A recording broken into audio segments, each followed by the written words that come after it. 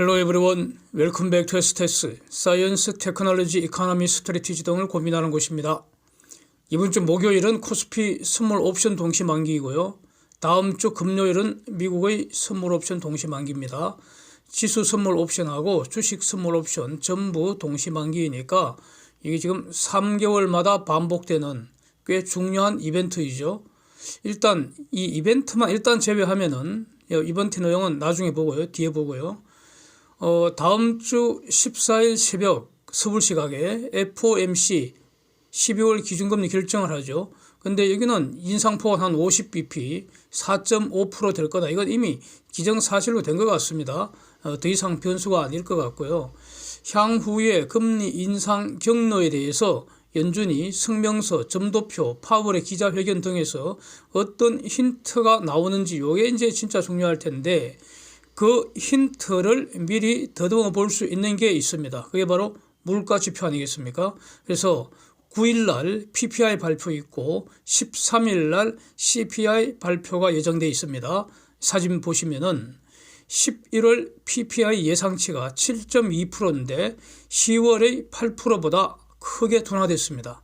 코어 PPI도 11월 예상치가 5.9%니까 10월의 6.7%보다 대폭 둔화된다. 매우 기쁜 소식입니다. 그래서 제가 그동안 11월, 12월 요 물가 지표가 크게 둔화될 것 같다 이렇게 줄기차게 말씀드려 왔는데 이게 대략 맞는 것 같아서 저도 기분이 좀 흡족합니다.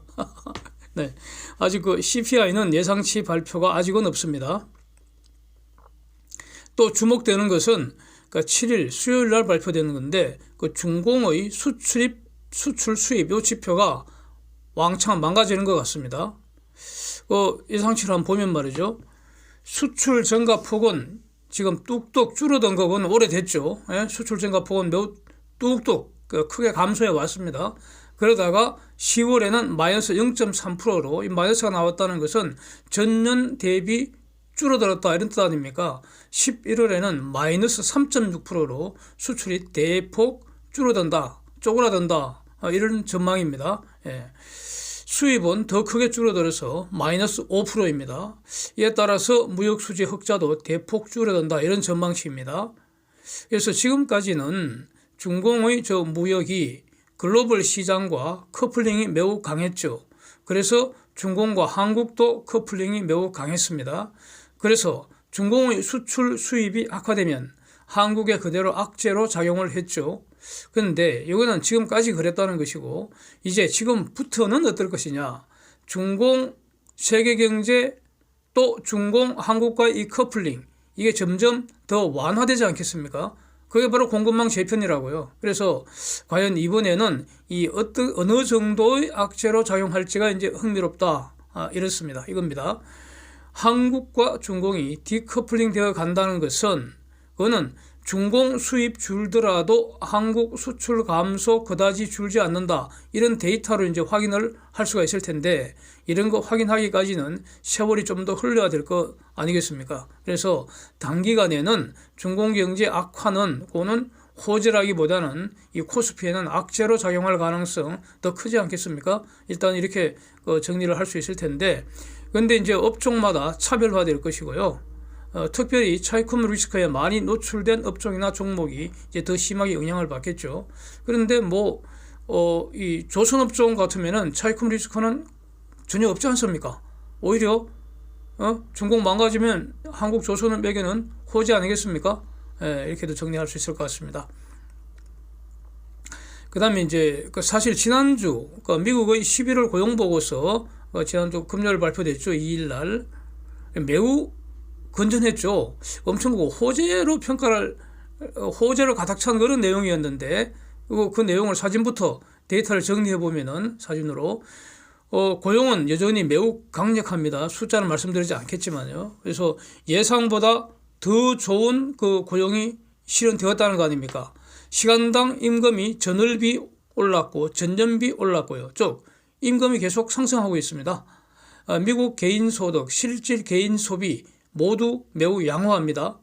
그래서 이런 지표들이 악화 신호를 보이지 않는 한 경기 침체를 논한다는 것은 이건 넌센스에 가깝다 이렇게 정리할 수 있지 않겠습니까?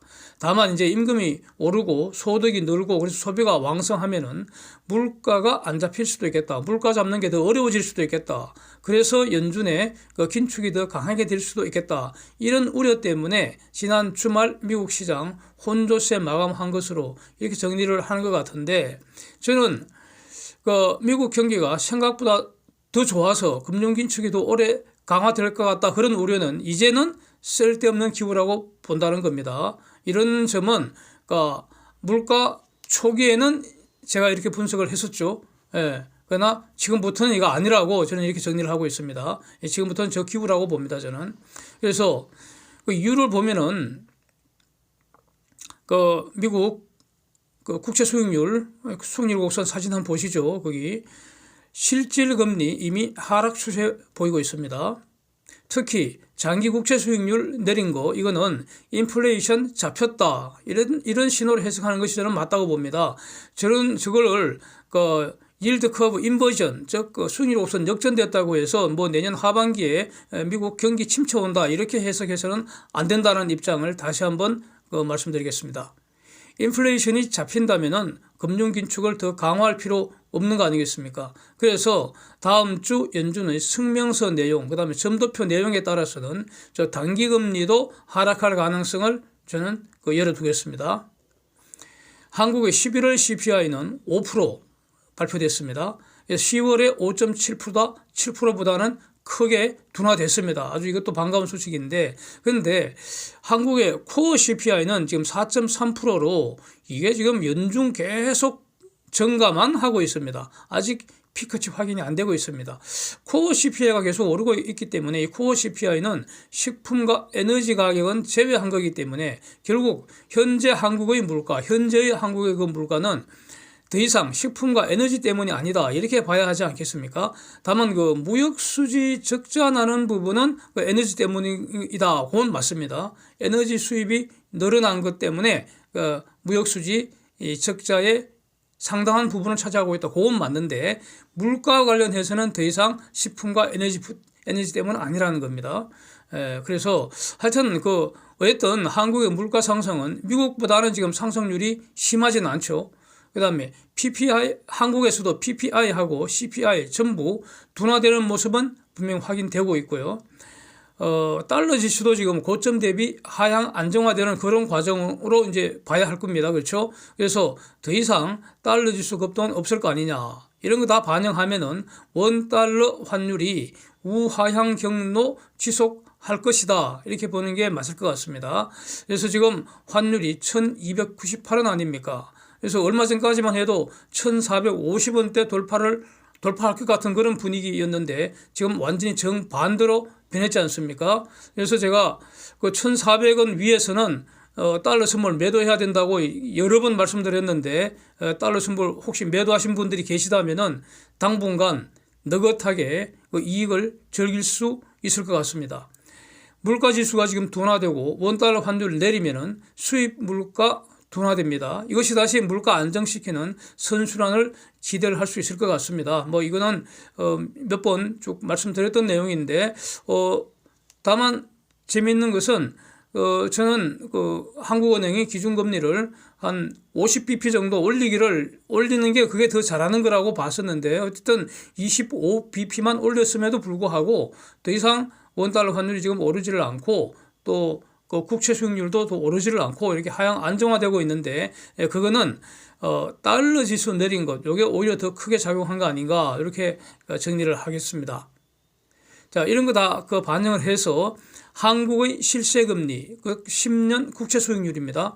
3.57%이고요. 미국 10년물 3.49%보다는 지금 플러스 스프레드를 유지를 하고 있어서 이것도 뭐 안정적인 모습이라고 저는 평가를 하겠습니다. 지난주 며칠 동안은 한국 수익률이 미국보다 더 낮았습니다. 그래서 상당히 좀 오히려 우려되었었는데, 그것이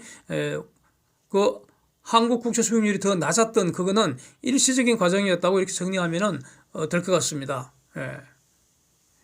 그래서 미 국채 수익률 4% 이상에서는 장기채 매수하는 게 상당히 짭짤 매력 있는 그런 투자라고 몇 번 말씀드린 거 기억하겠습니다. 이것도. 그래서 지금 그때 4% 이상에서 장기채 매수를 했더라면은 지금 상당한 평가 이익이 쌓이고 있을 것으로 이렇게 정리가 됩니다.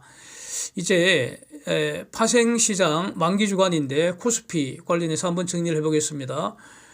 지금 파생 삼국지 전선 사진 말이죠. 눈으로 참고하시면서 제가 진행하겠습니다. 지난주 금요일 외국인들이 선물 좀 팔았는데 그거는 저는 본격적인 숏 플레이 신호는 아니라고 저는 보고 있습니다. 그냥 일시적으로 다운 플레이 했는데 그 과정에서 결국 콜이 먼저 확실하게 사망한 것으로 보입니다. 그래서 개인과 기관의 콜 매수 세력은 매수 금액 저만큼 누적 순매수 금액만큼 대략 손실이 확정된 거 아닌가. 설사 지수가 좀 올라도 살아나오지 못할 것으로 저는 더욱더 이제 정리가 되는 것이고요. 오늘 이틀 토요일 일요일 이렇게 지났기 때문에 오늘 장 개시하면서 시간 같이 이제 다 꽝으로 가는 거죠. 거의 사실상 꽝으로 가는 거죠. 네. 외국인은 근데 금요일 날 이렇게 다운플레이 하면서 풋을 비교적 많이 매도를 했습니다. 그래서 누적 풋 순매도도 왕창 늘었습니다. 그 표에서 확인이 됩니다.